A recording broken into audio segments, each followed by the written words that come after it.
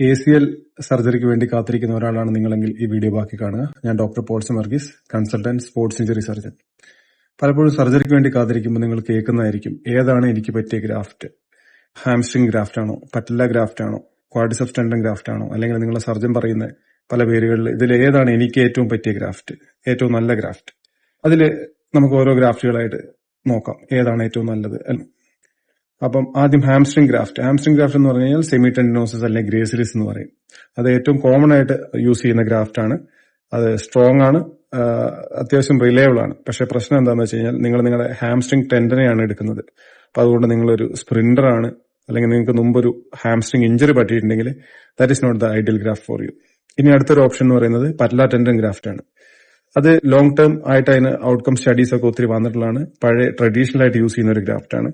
Elite അത്ലറ്റ്സിൽ popular ആയിട്ടുള്ള ഒരു graft ആണ്. പക്ഷേ പ്രശ്നം എന്താണെന്ന് വെച്ച് കഴിഞ്ഞാൽ അത് ചെയ്ത് കഴിയുമ്പോൾ ചിലപ്പോൾ മുട്ടിന്റെ ഫ്രണ്ട് ഭാഗത്ത് വേദന വരും, മുട്ടുകുത്തിയിരിക്കാൻ ചിലപ്പോൾ ബുദ്ധിമുട്ട് വരാം.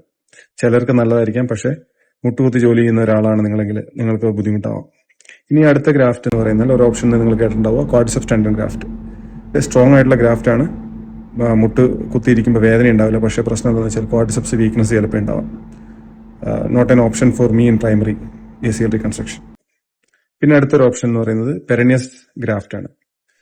ഗ്രാഫ്റ്റ് ചെയ്യാൻ എളുപ്പമാണ്, വലിയ ഗ്രാഫ്റ്റ് ആണ്, സ്ട്രോങ് ആയിട്ടുള്ള ഗ്രാഫ്റ്റ് ആണ്. പക്ഷെ ലിമിറ്റഡ് റിസർച്ച് അതിന്റെ മുകളിൽ നടന്നിട്ടുള്ളൂ. ചിലപ്പം അത് ആംഗിൾ വീക്ക്നസ് ഉണ്ടാവാനും ഇൻസ്റ്റബിലിറ്റി ഉണ്ടാവാനുള്ള ഒരു സാധ്യതയുണ്ട്.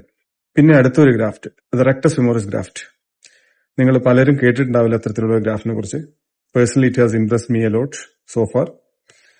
അതിലെന്താ ചെയ്യാന്ന് വെച്ച് കഴിഞ്ഞാൽ ക്വാഡ്രിസെപ്സ് മസിൽസിന്റെ ഒരു പാർട്ട് മാത്രമേ എടുക്കുള്ളൂ. അപ്പൊ അതുകൊണ്ട് it preserves most of the quadriceps tendon and it is an emerging option for ACL reconstruction.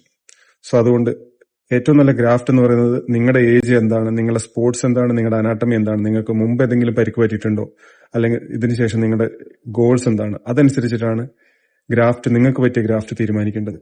ഒരു ഫുട്ബോൾ കളിക്കാരനും ഒരു ബാസ്കറ്റ്ബോൾ കളിക്കാരനും ഒരു റണ്ണറിനും ഒരു 45 വയസ്സ് ഉള്ള വീക്കെൻഡിൽ ടർഫിൽ കളിക്കുന്ന ഒരാൾക്കും ഒരേ ഗ്രാഫ്റ്റ് അല്ല യൂസ് ചെയ്യേണ്ടത്. അവർക്ക് വേണ്ട സർജിക്കൽ ടെക്നിക്ക് സെയിം അല്ല, ഡിഫറെന്റ് ആണ് വേണ്ടത്. അപ്പൊ അതുകൊണ്ട് don't ask which graft is best, just ask which graft is best for me.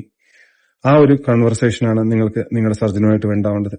നിങ്ങൾക്ക് പറ്റിയ ബെസ്റ്റ് ഗ്രാഫ്റ്റ് ഏതാണെന്ന് ചിന്തിച്ച് കൺഫ്യൂഷൻ അടിച്ചിരിക്കുകയാണ് നിങ്ങളെങ്കിൽ പേടിക്കേണ്ട, നിങ്ങൾ ഒറ്റയ്ക്കല്ല. മിക്ക ആളുകൾക്ക് അതേക്കുറിച്ചൊരു ധാരണയില്ല.